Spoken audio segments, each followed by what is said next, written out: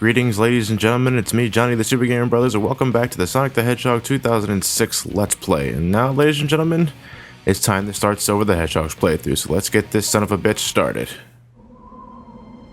This world was devastated before I was born. A harsh, bleak place where we live in eternal darkness.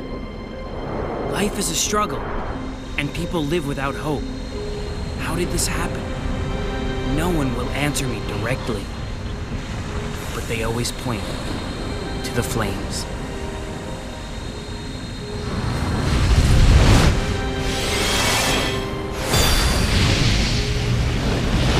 These flames, they burn away at my world, destroying everything in their path. They come from an eternal life form that we cannot truly defeat, the flames of disaster known as Iblis. Then isn't he the reason why all of us is like this? What's wrong? He's appeared again!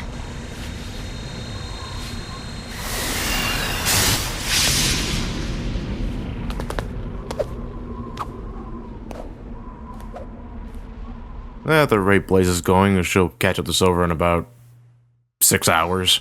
But anyway, ladies and gentlemen, this is Silver the Hedgehog. Now, we've already got a taste of what Silver can do when we temporarily switch to him during Sonic's Kingdom Valley section. And as we know, one of Silver's main gimmick is that he can grab objects with the psychokinesis and lunge them at enemies. In fact, usually, depending on the stage, the amount of the stuff that Silver can grab with the psychokinesis depends on the environment. And I will go out and say Crisis City is actually one of the best stages in that regard because of just the amount of, the amount of variety that Silver can grab in Crisis City is quite, staggering actually. He can pick up steel crates, wooden crates, debris, these ball things, metal ladders, cars, all that kind of shit. And as such, Crisis City tends to stick out as one of the better stages. It's a good introductory stage, I should say. And to many people, people would think that it just kind of goes downhill from there. And just like Sonic, there's like Sonic's run into Crisis City, Silver also develops that, awful plague of pointing out the painfully obvious. In fact, there will be a lot of times where, you're running through this stage and Silver will just... it just makes you say, really? You're born and raised in this city, like there, right? The buildings, no shit. It just, and it gets worse from there. Actually, it just, yeah. I'm not exactly sure what to blame. It's just like, botched translation. I'm not exactly sure, but it's incredibly distracting. Anyway.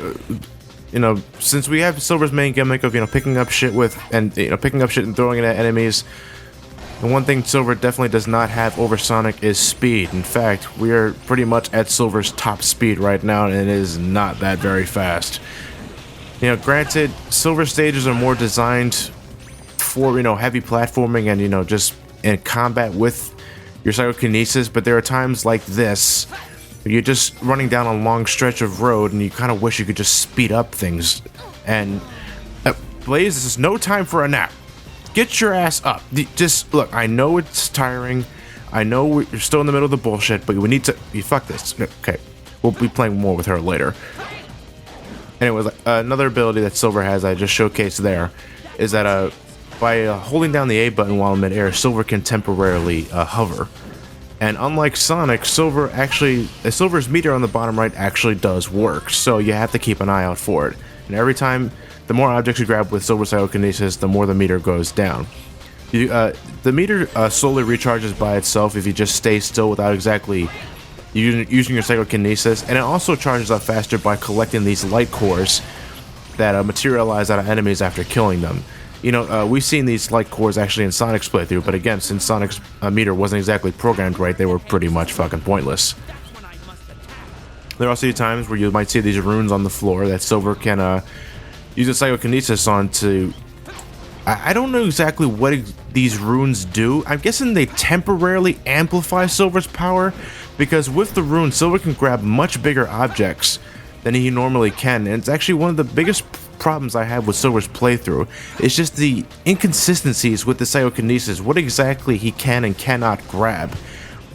We'll be getting later on we'll be seeing later the extent of how big objects can be that Silver can grab by himself without the help of runes, and it just makes me wonder why exactly can't I, like, here exactly.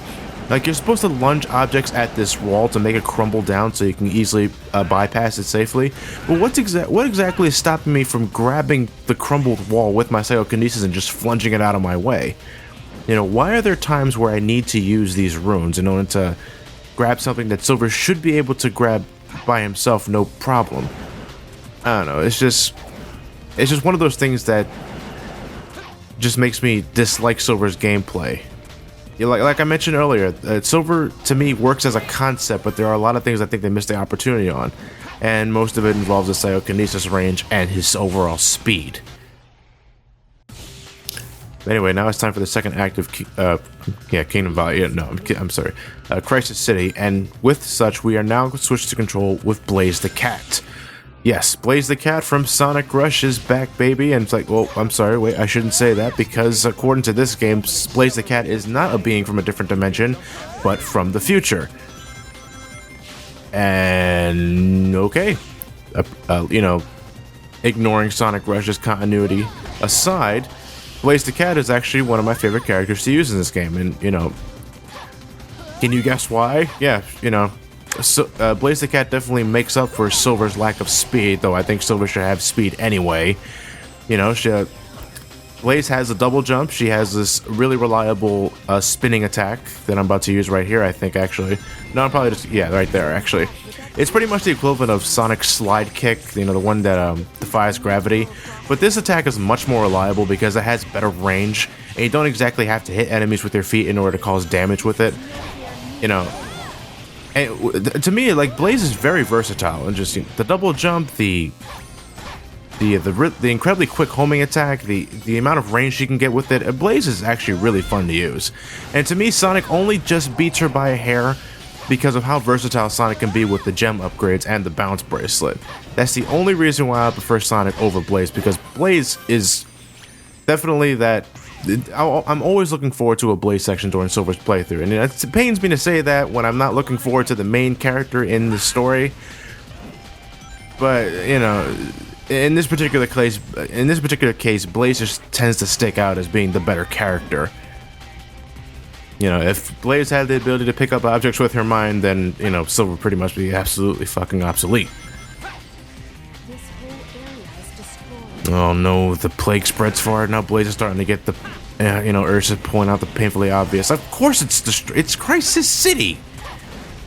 Anyway, another thing that Silver can do that I'm about to showcase here is that by standing on an object that Silver can grab with the psychokinesis, he can cause that object to float, you know, and as such, you can use it as a makeshift platform.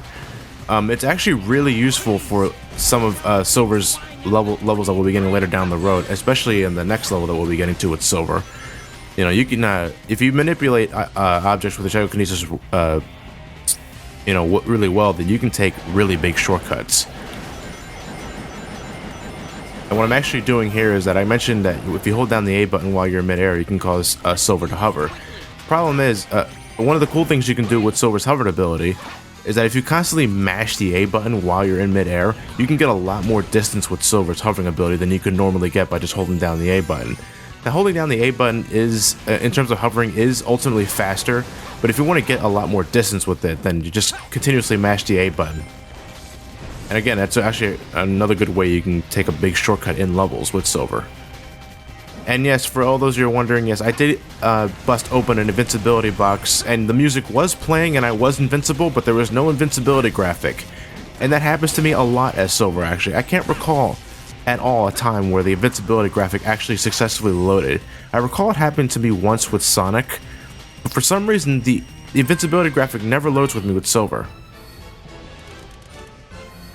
And that is the end of the first stage of Silver the Hedgehog. That was Crisis City, and it looks like Blaze doesn't have a winning animation as well, but maybe she does. We'll have to find out later. I mean, because Silver is not exactly as fast as Sonic, Silver's levels do tend to drag on because, well, you know, he's just not as fast as Sonic the Hedgehog. You know, Crisis City is not one of the worst offenders. We'll be getting to that very much later down the road, trust me.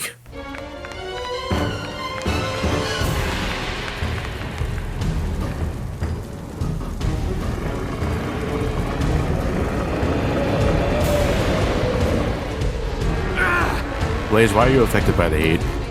Come on, you monster!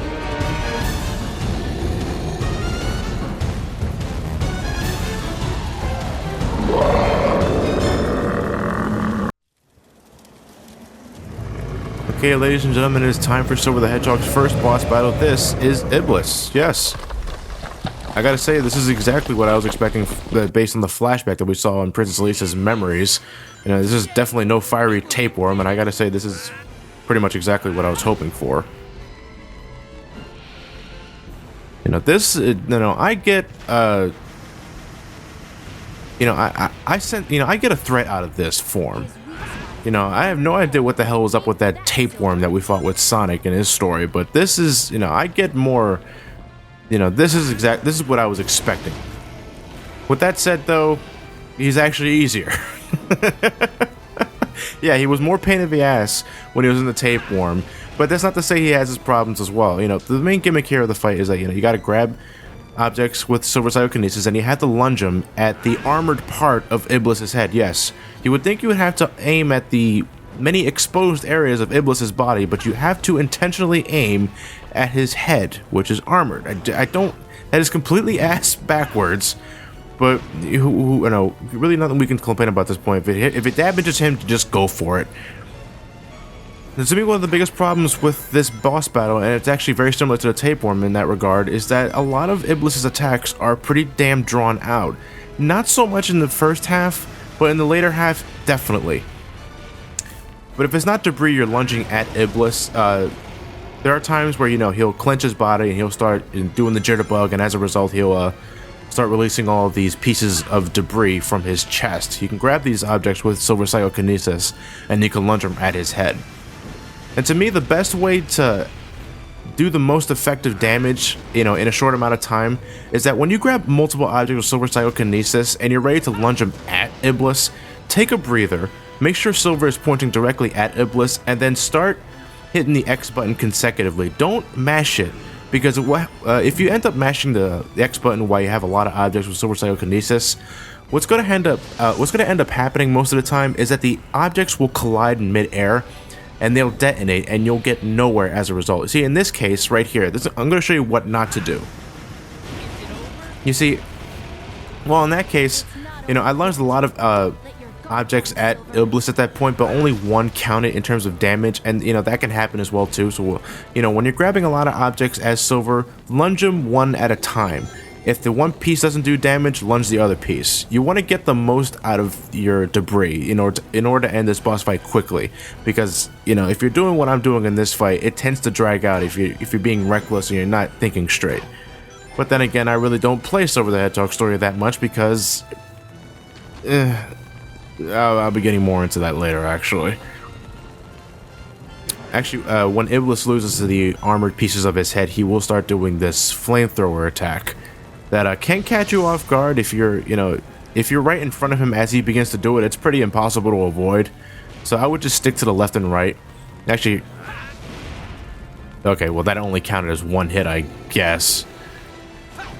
See right there. Actually, if you're anywhere near close to Iblis when he does the flamethrower attack, it's pretty damn hard to avoid. I'm surprised he didn't get hit twice there, actually.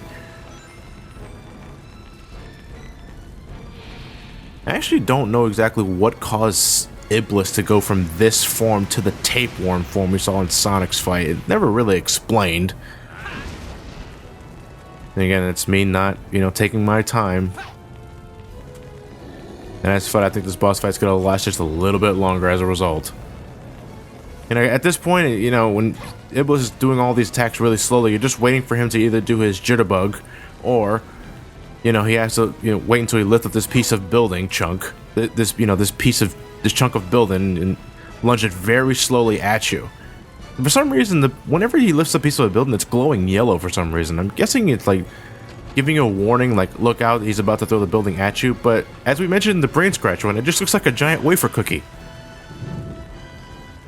Oh, I'm going to throw this building at you. Take this. Oh, I missed. I wonder why. Yeah, it's not a very good demonic impression, but I really don't feel like doing that right now. Booyah.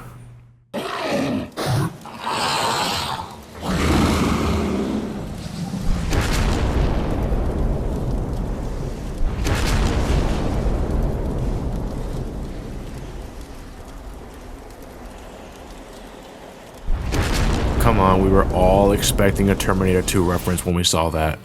I mean, how can you not? I mean, those who grew up watching Terminator 2, myself included, you're just waiting for Iblis to give you the thumbs up as his hand is going into the lava. Come on, you can't tell me you weren't expecting that. Unfortunately, that's not the case, so that was the end of Iblis boss fight number 1. Yes, we will be encountering Iblis later down the road, but...